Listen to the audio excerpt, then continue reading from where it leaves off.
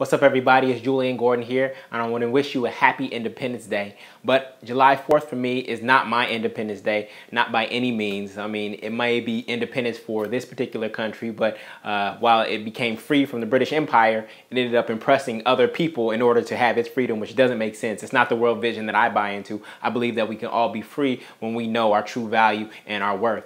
My Independence Day is not July 4th. My Independence Day is actually January 9th, 2009. January 9th, 2009 was 3 months before the economy absolutely hit rock bottom.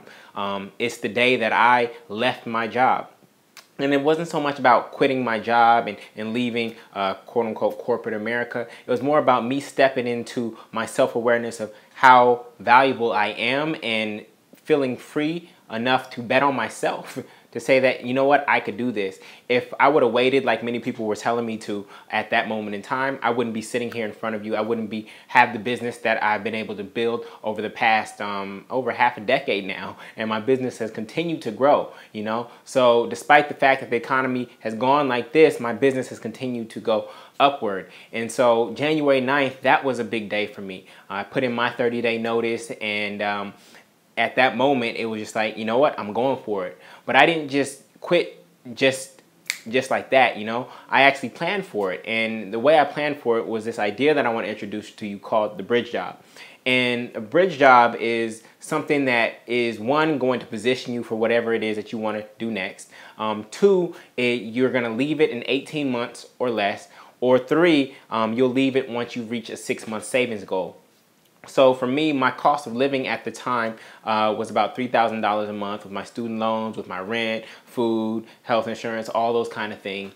And so I said, I'm going to leave my job at the 18-month mark, so it had a deadline, or when I reached my 6-month savings goal, which would have been $18,000, 6 months times $3,000 a month.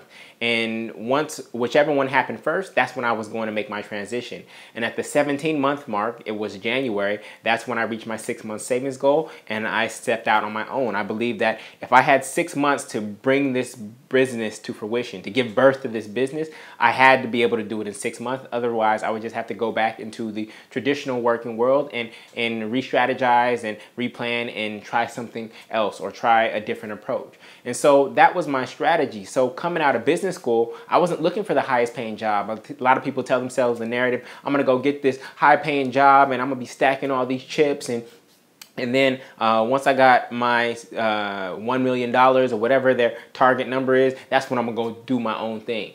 And some of them have reached that $1 million and they're still not doing their own thing.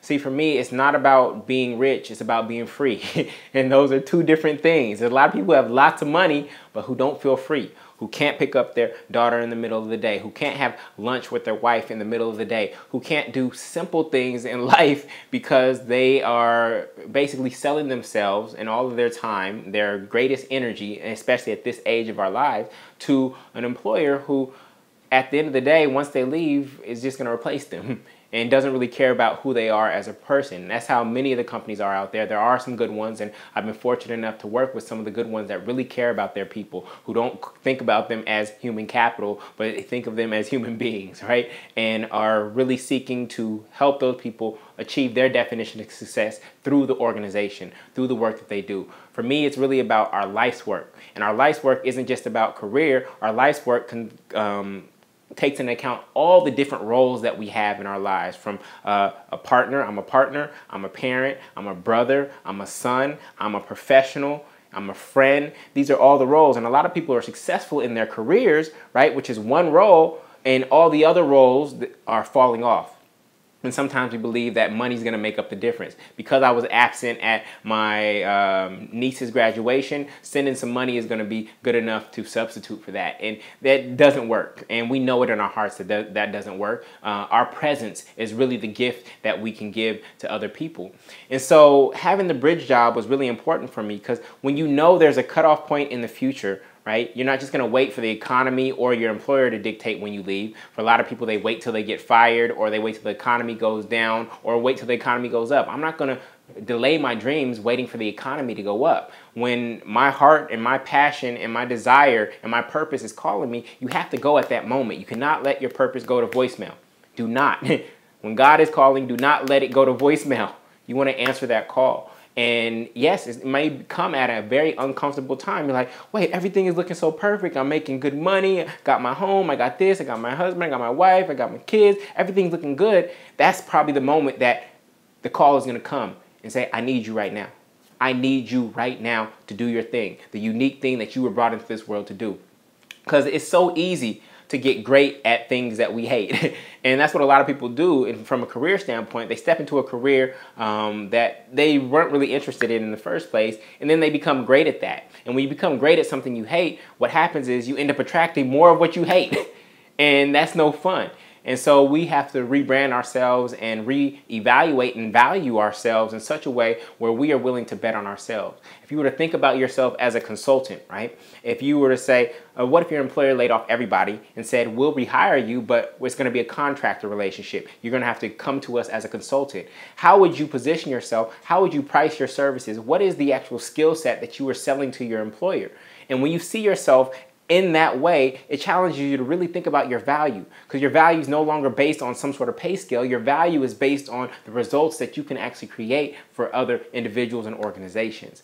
And so having the bridge job was really helpful for me, because it helped me use that 18-month period, or it ended up being 17 months, to really plan, right? To really start putting things in place so that when I started my business, I didn't start from a cold place. I didn't start with no momentum. I had things going in motion. During that time, I was writing my books. I was reaching out to people, building my social capital, so that when I actually stepped out on my own, some things were already in place. My intellectual capital and my social capital were already crisscrossing. And as many of you know, for me, when your intellectual capital and your social capital cross, that's when financial opportunities or financial capital emerges, right? It's at the intersection of your intellectual and social capital.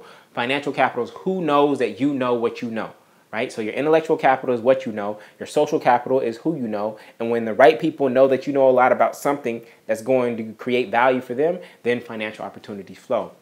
And so when I had a bridge job, or when I was looking at my current employment as a bridge job, it forced me to take full advantage of all the relationships, all the intellectual capital, all the financial capital that I was getting from that space to position myself for my ultimate leap, which was stepping out into entrepreneurship and doing my own thing. And the reason I do my own thing is not just for the sake of doing my own thing. The reason I do my own thing is because for me, I could never find an organization that would allow me to be all of who I am.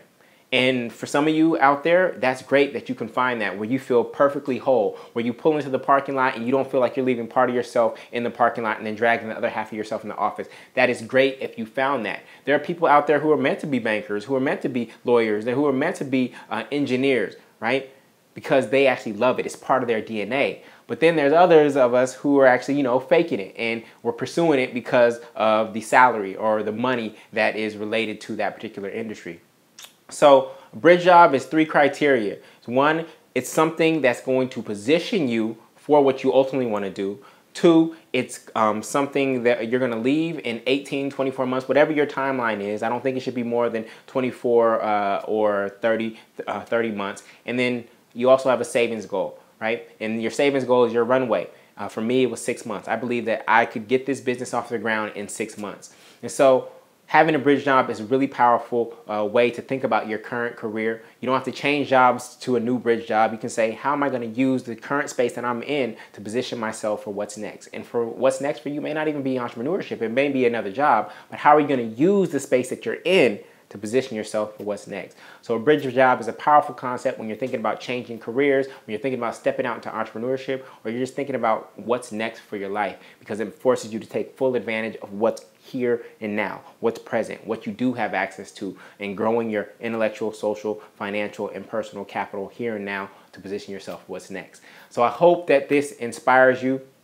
If you were to think about your current job as a bridge job, what would you take more advantage of? What are you taking for granted right now? Is it training? Is it relationships? Is it mentorship? Is it the actual money that you're making? Are you spending it? Or are you saving it for what you ultimately want to do? How are you utilizing the capital that you have access to at your current employer to position yourself for what's next? Again, this is Julian Gordon wishing you more happy hours, and I will see you later. Take care. Peace.